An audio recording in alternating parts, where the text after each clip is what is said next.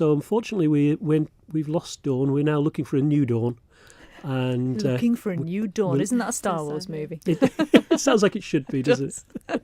Yeah. So you are looking for a development work, you're recruiting, and actually the deadline's quite soon, isn't it? Yes. If anybody's interested and want to get in touch for a little bit of a word about it, please feel free to get in touch with me quickly, because the closing date is actually this Friday, with interviews the following Friday.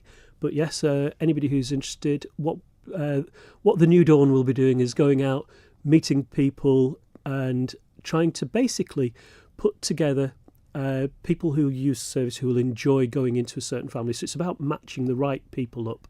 And in fact, our advert mentions chips, cheese and gravy. It's that kind of thing. It's putting the right people together so that things will work. And that's basically what we're going to be looking for in someone.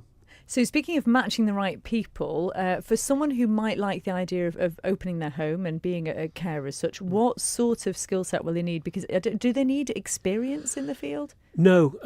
In fact, quite the opposite. I mean, one of the things I've said throughout my entire career is that given the choice between somebody who's got skills and a poor attitude, or somebody who's got no skills and a great attitude, I'm going to take the person with the great attitude, because you can teach skills, you can't teach attitude.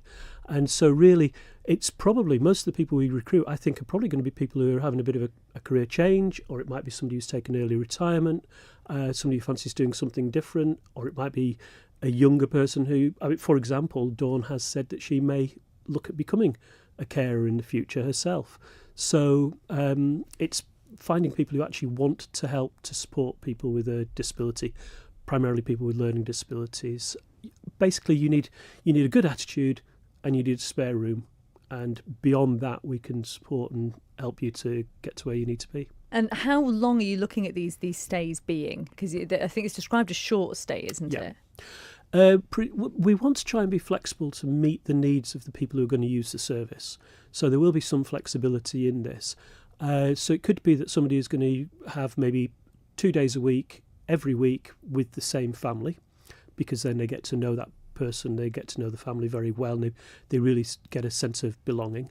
But then there may be somebody else who would have a fortnight once a year while their parents or regular carers go off on a holiday and have a bit of a break themselves.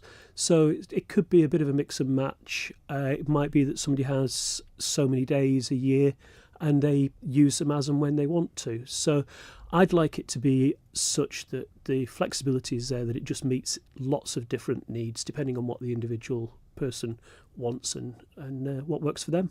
And I can imagine the benefits of this aren't just the element of, there being a home. Obviously, there's the comfort element of it, for one thing, but also, and with yourself, with your background as being a registered mental health nurse, I'm assuming that there are huge benefits psychologically and emotionally, probably for both parties involved. Yeah, I think the people who are going to be signing up as carers, you obviously, I'll put it bluntly, nobody's going to get rich doing this. You do get paid, but it's not an enormous amount.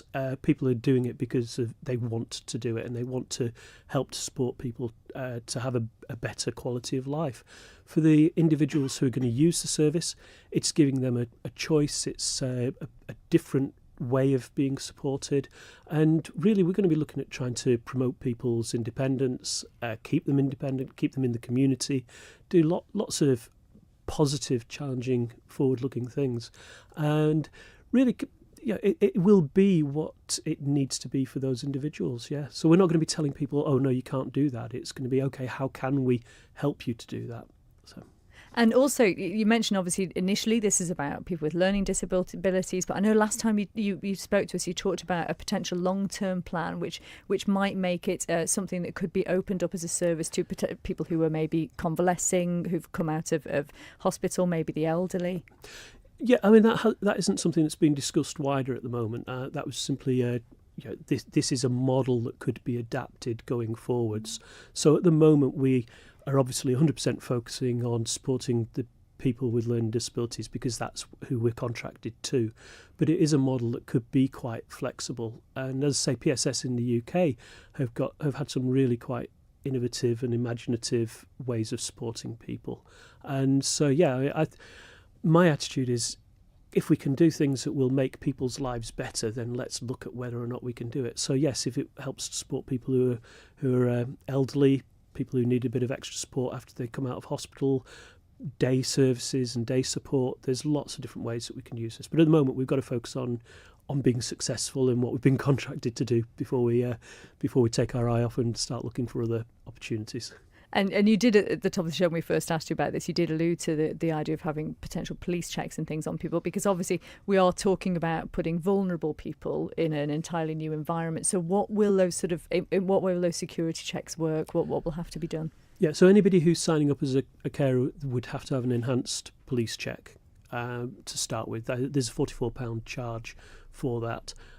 So we will be doing that. And then as part of the training as well, you've got the things like safeguarding training, which we'll be providing and supporting people to do. So there's a lot of training, and the recruitment process is quite in-depth and quite long-term. It's not a quick pop in for a chat and a cup of coffee and then we say, right, off you go. There's a number of visits to the person's home to make sure that their home environment is up to standard. The fire brigade will go out and do a check. Smoke detectors, carbon monoxide checks. So there's all the physical checks as well. But the key one, I think, in many respects, is the psychological support of ensuring that, as you say, we're supporting vulnerable people, and we really need to make sure that those people are as safe as possible when we match them with a family.